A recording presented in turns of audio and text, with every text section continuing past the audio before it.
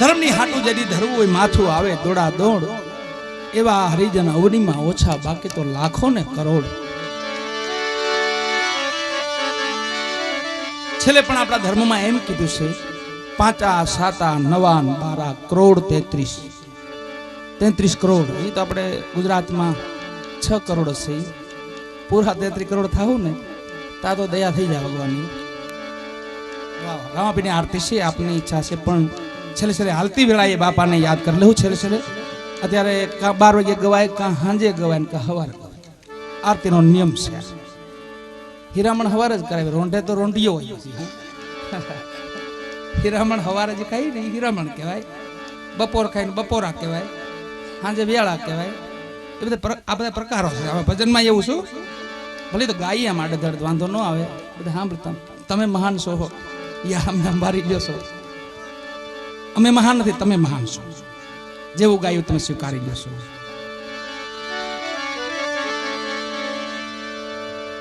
રામાપીની આરતી ને આપણે પછી આપણે બેનનો રાઉન્ડ લઈ લઈ, ત્યારબાદ પછી એક ભજન પૂરું કરી બેનનો રાઉન્ડ લઈ લઈ, ત્યારબાદ આરતી પ્રભાતી તમે કયો છેલ્લો રાઉન્ડ, પછી છેલ્લો દોરે. બરાબર ને? એટલે અમારે એક નિયમનો ભંગ ન થાય. અમારે શું છે, પરબમાં આરતી ગવાય છે. આરતી પરબમાં ગવાય છે અને બધી જગ્યાઓમાં ગવાય છે. સિદ્ધરામદેવજી મહારાજની આરતી કાં આપણે સાંજે કરવી જોઈએ, કાં મધ્યાહન સમય 12 વાગે, અને કાં સવારના મંગલા આરતી, મધ્યાહન આરતી અને સંધ્યા આરતી. આ ત્રણેયના રૂપ છે. અહીંયા ભોળાનો ભગવાન કહેતા હતા ને આપણે, એ ભગત ડુંગર નામના ભગત ગુરુ મહારાજની સેવા કરે, પણ કાયમ એક પ્રશ્ન કરે બાપુને, બાપુ મને ભગવાનના દર્શન કરાવો. એ વાતને 12 વર્ષ થાય છે. એક યોગ પૂરો થાય છે. બાપુને એક દી મગજ ઠેકાણે નંબરે અને ભગતે પૂછ્યું, બાપુ 12 વર્ષ થયા આવે, એકવાર દર્શન કરાવો ને ભગવાનના. એ કે ઓલા કૂવામાં ભગવાન વસે છે. આટલું કીધું બાપુ. અરે બાપુ તો વહેલું કેવું હતું ને, કૂવો નજીક છે આપણે, ગડગડતી દોટ મૂકીને જ્યાં પડવા જાય છે માં. વિષ્ણુ નારાયણ ભગવાન પોતે ચત્રભૂત દર્શન દીધા, ભગતને તેડી લીધા, ડુંગર ભગતને બહાર કાઢ્યા. કાં ભગત કેમ મરી જાવ છો? તમે કોણ છો? કે પ્રભુ તમે જેનું કાયમ નામ લ્યો છો ને, તમારા ગુરુને કહો ને કાયમ ભગવાનના દર્શન કરાવો. પોતે વિષ્ણુ નારાયણ. હા હું જોઈ રહ્યા, બોલો. મને નથી લાગતું તમે વિષ્ણુ ભગવાન છો.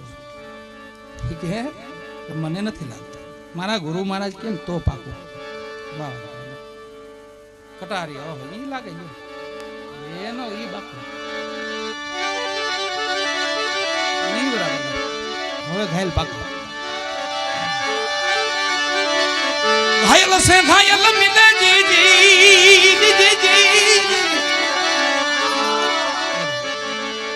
ઘાયલ ની વાત છે. કટારી તો ઘાયલ માણસનું કામ છે, પણ આપણી ભૂમિ તો આ ઘાયલ જ છે ને વાલા. અહીંયા જો તો એવા મહાપુરુષો પાક્યા છે આ ભૂમિમાં, અડા ભેડ પુરુષો.